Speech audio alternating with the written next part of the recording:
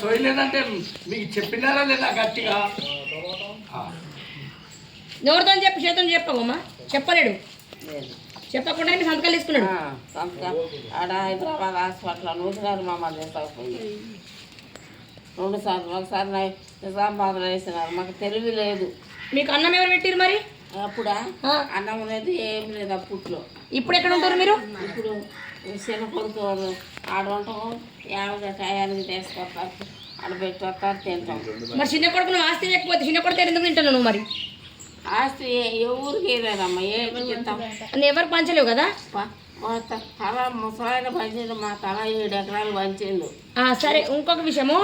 ఇప్పుడు నువ్వు ఒక మాట అన్నావు, నేను పంచలేని చెప్పి. ఆ మనిషి ఏం చెప్పి 3 భాగాలు పంచినామని చెప్తుండట. నువ్వేం పంచలేమని చెప్తున్నావు. మరి ఈ విషయం నువ్వు గ్రామ పంచాయతీ అడిగినా? మీకు సర్పంచ్ సాబ్ ఎంపీటీసీ గారు ఎవరు అడిగినావా? ఇవన్నీ నాకు తెలియదు. ముసలాయన ఉన్నప్పుడు ఈ పొలాలు బిలాలు ముసలాయనే పంచిండు, నాకు ఎదకలేదు. ఇప్పుడు మీ కొడుకు మరి నువ్వు ఆపద్దా? వీళ్ళందరూ వచ్చి మాట్లాడదాం, ఎందుకు అడగద్దా? వాళ్ళు పలకండి, నేనేం అడిగాను. వాళ్ళు నేను మన సర్పంచ్ ముసలాయన తినం అయిపోగానే వచ్చి అడుగు తిన్నామ్మా అన్నాడు. ఇవాళ పలకరెత్తుంటే పలకకుండా వెళ్ళిపోయినాడు. ఇంకా వాళ్ళు పలకండి, నేను ఏం చేశాను.